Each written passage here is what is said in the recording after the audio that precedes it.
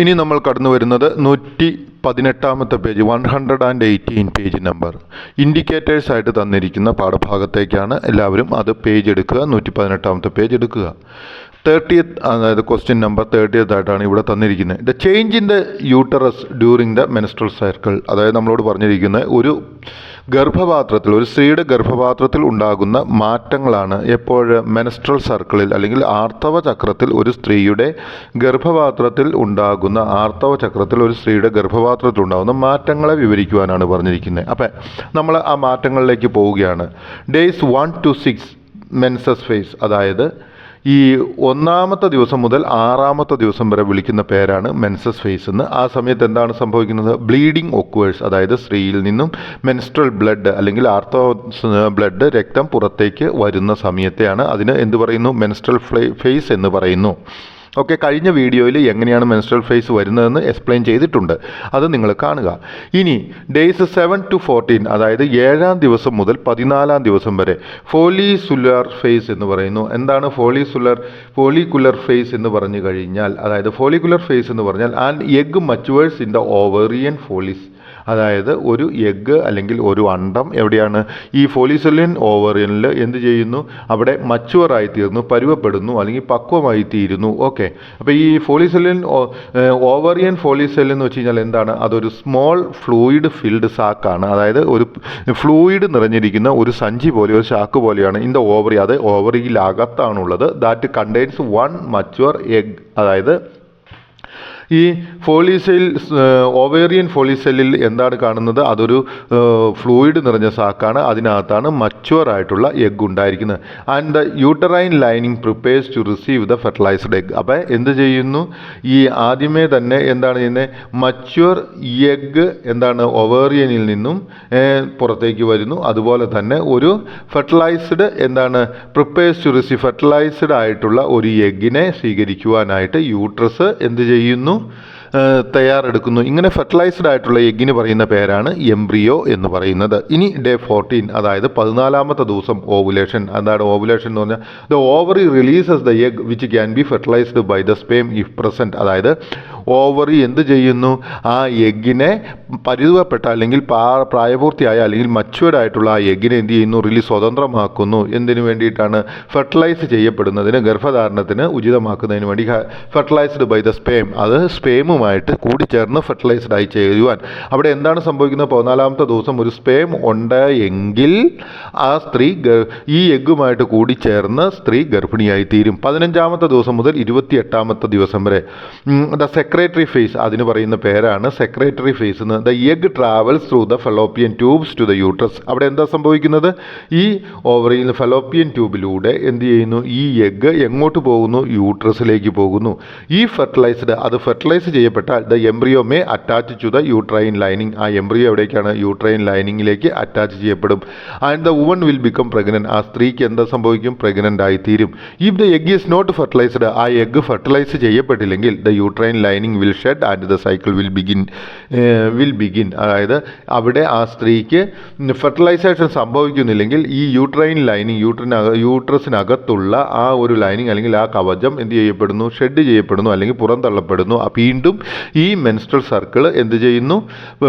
പുനരാരംഭിക്കുന്നു. പഴയതുപോലെ തന്നെ 1 മുതൽ 6 ദിവസം വരെയുള്ള ദിവസങ്ങളിലേക്കായിട്ട് മെൻസ്ട്രൽ ഫേസും 7 മുതൽ 14 വരെയുള്ള ദിവസങ്ങളിലേക്ക് ഫോളിക്കുലർ ഫേസും 14ാമത്തെ ദിവസം ഓവുലേഷനും 15 മുതൽ 28ാമത്തെ ദിവസം വരെ സെക്രട്ടറി ഫേസുമായിട്ട് പോകുന്നു. അപ്പോൾ നിങ്ങൾക്ക് മനസ്സിലായി എന്ന് വിചാരിക്കുന്നു. ഇവിടെ പറഞ്ഞിരിക്കുന്ന changes occurs during the menstrual cycle. അപ്പോൾ ചേഞ്ചസ് സംഭവിക്കുന്നത് ഏതൊക്കെയാണെന്ന് ആ പിക്ചർ തന്നിട്ടുള്ളത് നിങ്ങൾ കണ്ടു. 5.1 അതിൽ കൃത്യമായിട്ട് കാണിച്ചിട്ടുണ്ട്. ഓക്കെ, ഇനി നമ്മൾ അടുത്ത ഇതിലേക്ക് പോകാം. So menstruation has 4 phases. അതുകൊണ്ട് നമുക്ക് കൺക്ലൂഷനായിട്ട് എഴുതാം. മെൻസ്ട്രേഷന് 4 ഘട്ടങ്ങളാണുള്ളത്. ദ മെൻസ്ട്രൽ ഫേസ്, അതിന് പറയുന്ന പേരാണ് ഒന്ന് മെൻസ്ട്രൽ ഫേസ് അല്ലെങ്കിൽ മെൻസ്ട്രൽ ഫേസ് എന്ന് പറയുന്നു. രണ്ടാമതായിട്ട് ദ ഫോളിസെല്ലുലർ ഫേസ് എന്ന് പറയുന്നു. ദ ഓവുലേഷൻ ഫേസ് എന്ന് പറയുന്നു. ആൻഡ് ദ സെക്രട്ടറി ഫേസ് അല്ലെങ്കിൽ അതിന് സെക്രട്ടറി ഫേസ് എന്ന് പറയുന്നു. ഈ സെക്രട്ടറി ഫേസിന് മറ്റൊരു പേര് കൂടി പറയാറുണ്ട്, യൂറ്റൽ ഫേസ് എന്ന് കൂടി പറയാറുണ്ട്. ഓക്കെ, അല്ലെങ്കിൽ പിന്നെ ഒന്ന് പറയുന്നത് the second half of women's period start right after the ovulation happen. Ovulation കഴിഞ്ഞാൽ രണ്ടാമത്തെ, അതായത് പകുതി, സ്ത്രീയുടെ പകുതി, അതായത് അടുത്ത പകുതി എന്താണ്? ഈ മെൻസ്ട്രൽ സർക്കിൾ ഓൾറെഡി സ്റ്റാർട്ട് ചെയ്യുകയാണ്. ഇപ്പോൾ എനിക്ക് തോന്നുന്നു നിങ്ങൾക്ക് ഈ changes in uterus during the menstrual circle എന്നുള്ള ആ ഇൻഡിക്കേഷൻ്റെ ഉത്തരം കൃത്യമായിട്ട് മനസ്സിലായെന്ന്. ഇനി നമ്മൾ പഠിക്കാൻ പോകുന്നത് മെൻസ്ട്രൽ ഹൈജീൻ എന്നുള്ള പാഠഭാഗമാണ്. ഓക്കെ, അതിനെക്കുറിച്ചാണ് നമ്മളോട് ഇൻഡിക്കേഷൻ തന്നിരിക്കുന്നത്. Genetic infections are more likely to occur during puberty. അതായത് നമ്മളൊരു കാര്യം മനസ്സിലാക്കുക, കൗമാരക്കാരിലാണ് ജനറ്റിക് ഇൻഫെക്ഷൻസ് കൂടുതലായിട്ട് വരുവാൻ സാധ്യതയുള്ളത്. ടു പ്രിവെൻറ്റ് ദിസ്, അത് ബ്ലോക്ക് ചെയ്യാൻ വേണ്ടി, അത് വരാതിരിക്കുന്നതിന് വേണ്ടിയിട്ട് special care should be taken to wash these parts with mild soap solution. അങ്ങനെ രോഗങ്ങൾ വരാതിരിക്കുവാൻ വേണ്ടിയിട്ട് ചെറിയ സോപ്പ് ലായനി ഉപയോഗിച്ച് ഈ ജെനിറ്റൽ അവയവങ്ങളുള്ള ഓർഗൻസ് ഉള്ള സ്ഥലങ്ങൾ നന്നായിട്ട് നമ്മൾ കഴുകണം. Moisture can lead to fungal infection. അതായത് അവിടെ അവിടെ ജലാംശത്തിൻ്റെ കണികകൾ കൂടുതലായിട്ടുണ്ടെങ്കിൽ, നനവുണ്ടെങ്കിൽ ഫംഗൽ ഇൻഫെക്ഷൻ വരാൻ സാധ്യതയുണ്ട്. So it is essential to keep the genital area without moisture. അതുകൊണ്ട് നമ്മൾ എന്ത് ചെയ്യണം, ജെനിറ്റൽ ഏരിയ എപ്പോഴും മോയ്സ്ചർ ഇല്ലാതെ, നനവില്ലാതെ നമ്മൾ സൂക്ഷിക്കേണ്ടതാണ്. Wearing dry cotton undergarment facilitating air circulation and changing them daily will help to keep the genital area dry and decrease bacterial and fungal infection. അതായത് നമ്മൾ മനസ്സിലാക്കുക, നമ്മൾ എന്താ ചെയ്യുക, വെയറിങ് ഡ്രൈ കോട്ടൺ ക്ലോത്ത്, അതായത് ഉണങ്ങിയ കോട്ടനും കൊണ്ടുള്ള ക്ലോത്തുകളാണ് ഏറ്റവും നല്ലത്.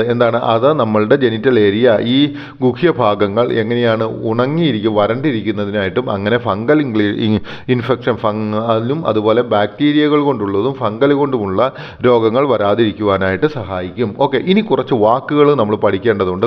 പലപ്പോഴും പഠിച്ച വാക്കുകളാണ്, മുകളിലും കണ്ടതാണ്. What is fertilisation? ഫെർട്ടിലൈസേഷൻ എന്ന് വെച്ചാൽ എന്താണ്? ഒത്തിരി ഉപയോഗിച്ച വാക്കാണ്. അപ്പം നമുക്ക് നോക്കാം എന്താണ് fertilisation.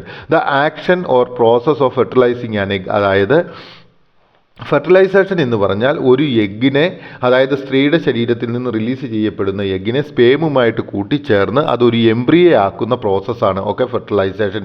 Egg or a female animal or plant involving the fusion of male and female gametes to the form zygote. അതായത് ഇങ്ങനെ മെയിലും ഫീമെയിലിൻ്റെയും, മെയിലിൻ്റെ സ്പേമും ഫീമെയിലിൻ്റെ എഗ്ഗും കൂടി ചേർന്ന് ഫെർട്ടിലൈസ് ആവുക എന്ന് പറഞ്ഞാൽ ഒരു സൈഗോട്ട് അല്ലെങ്കിൽ സിക്താണ്ഡം എന്ന് പറയുന്ന ഒരു പുതിയ ജീവൻ്റെ ഉൽപ്പത്തിക്ക് അവിടെ കാരണമായി തീരുന്നതിനെയാണ് ഫെർട്ടിലൈസേഷൻ എന്ന് പറയുന്നത്. എനിക്ക് തോന്നുന്നു ഫെർട്ടിലൈസേഷൻ എന്താണെന്ന് നിങ്ങൾക്ക് മനസ്സിലായെന്ന്.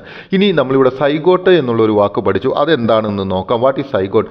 Zygote is the eukaryotic cell formed by fertilization event between two gametes. അതായത് സൈഗോട്ട് എന്ന് പറയുന്നത് ഒരു യൂക്രിയോട്ടിക് സെല്ലാണ്. യൂക്രിയോട്ടിക് സെൽ എന്താണെന്നുള്ള കാര്യം ഞാൻ പ്രീവിയസ് വീഡിയോസിൽ എക്സ്പ്ലെയിൻ ചെയ്തിട്ടുണ്ട്, അത് കാണുക, അപ്പോൾ നിങ്ങൾക്ക് മനസ്സിലാവും. അത് ഞാൻ എക്സ്പ്ലെയിൻ ചെയ്യുന്നില്ല ഇവിടെ. അപ്പോൾ സൈഗോട്ട് എന്ന് പറയുന്ന ഒരു യൂക്രിയോട്ടിക് സെല്ലാണ്. അതായത് ഒരു സെല്ലിനകത്ത് വേണ്ടുന്ന എല്ലാ കാര്യങ്ങളും അതിനകത്തുണ്ട്. Formed by fertilization. അത് സൈഗോട്ട് രൂപപ്പെടുന്നത് ഫെർട്ടിലൈസേഷൻ വഴിയാണ്.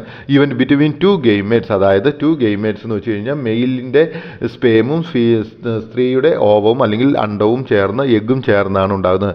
ഈ fertilisation possible in each menstrual cycle. അതായത് ചോദിച്ചിരിക്കുന്ന ഓരോ ആർത്തവ ചക്രത്തിലും, മെൻസ്ട്രൽ സൈക്കിൾ എന്ന് വെച്ചാൽ ആർത്തവ ചക്രവും എന്നാണ്. ഈ ഫെർട്ടിലൈസേഷൻ, അതായത് ഫെർട്ടിലൈസേഷൻ സാധ്യമാണോ ഓരോ ആർത്തവ ചക്രത്തിലും എന്നാണ് ചോദിച്ചിരിക്കുന്നത്. Fertilisation may be possible in each menstrual circle. അതായത് ഫെർട്ടിലൈസേഷൻ ഓരോ ആർത്തവ ചക്രത്തിലും രൂപപ്പെടുവാൻ സാധ്യമാണ്. How fertilisation takes place? എങ്ങനെയാണ് ഫെർട്ടിലൈസേഷൻ നടക്കുന്നത്? How zygote is formed? അല്ലെങ്കിൽ എങ്ങനെയാണ് സൈഗോട്ട് രൂപപ്പെടുന്നത്? ഈ രണ്ടും ഒരു ചോദ്യം പോലെ നമുക്ക് അതിന് ഉത്തരം എഴുതാവുന്നതാണ്.